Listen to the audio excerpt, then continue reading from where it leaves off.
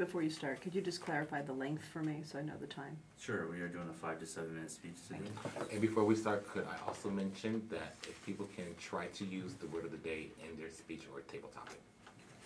I will try to do that. So today I'm talking about the power of the pause, and it was actually featured in the Toastmasters Magazine last month, January.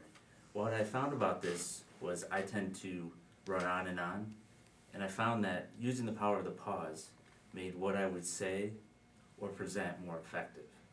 One of the topics that I laid out in the email that I sent out was there's really 3 ways you can use the power of the pause. The first one is in speeches like this. So at the beginning, I looked at the crowd, I gained attention from that silent pause instead of just coming right into the speech.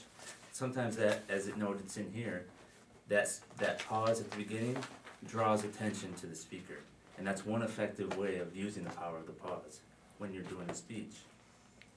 Also, when you're doing a speech, pausing after or before you give like a specific topic so that the listener knows you just said something important. And also you can do that after. So if you're going to pause right before you say something important, and then you can do it after as well. It just really drives home the point of a specific topic or item that you're bringing to the speech. Another thing I thought was very interesting that this article went into was negotiations. And I've seen a lot of this on those venture capital shows where they do the art of the pitch. And really when it comes to negotiating, you really want to pause after you make your final pitch. And what it found out from a lot of these negotiations are many people feel uncomfortable in that time of the pause. So they'll either try to jump in and say, no, well, we could do this, this, or this. And that usually backtracks what they usually try to do. Again, the example in general, when it comes to, from a private equity standpoint, pitching your product to a company or investor, you may actually give away too much equity in your company because you're like, no, well, I'll take 35%.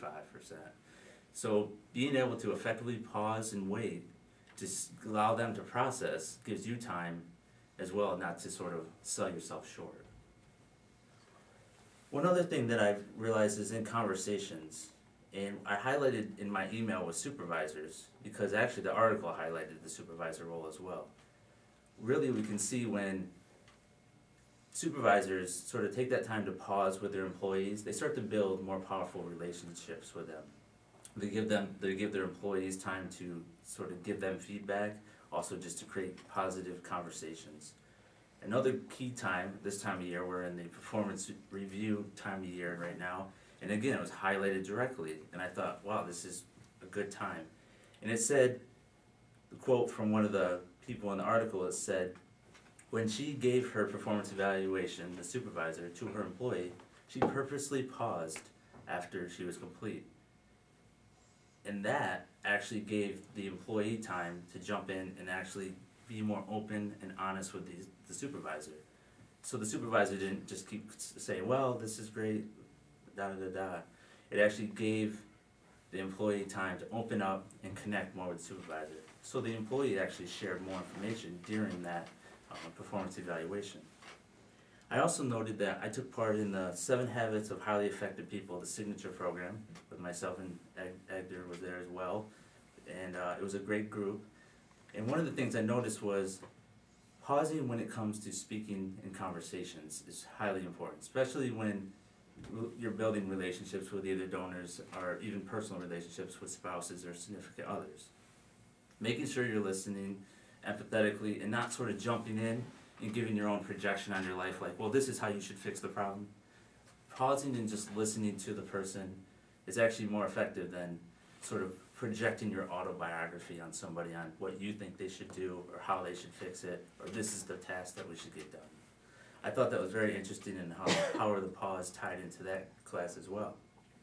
So as it rolls into the speech that I'm doing here today, Project 6, as some of the members know, as you work through the Competent Leadership book, and as other people step up and do more and more these speeches, you'll notice that this one actually talks about vocal variety.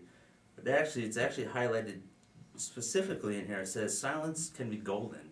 And that's specifically, sometimes it's not the vocal variety that you use, it's sometimes saying nothing at all.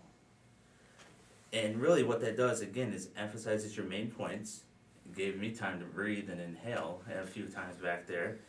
And it also punctuates when I'm actually trying to pause. And at the end, and at the beginning, as I noticed too, it really just attracts attention. So if sometimes you have to keep a group under control, you guys don't seem too rowdy or anything, so this is good.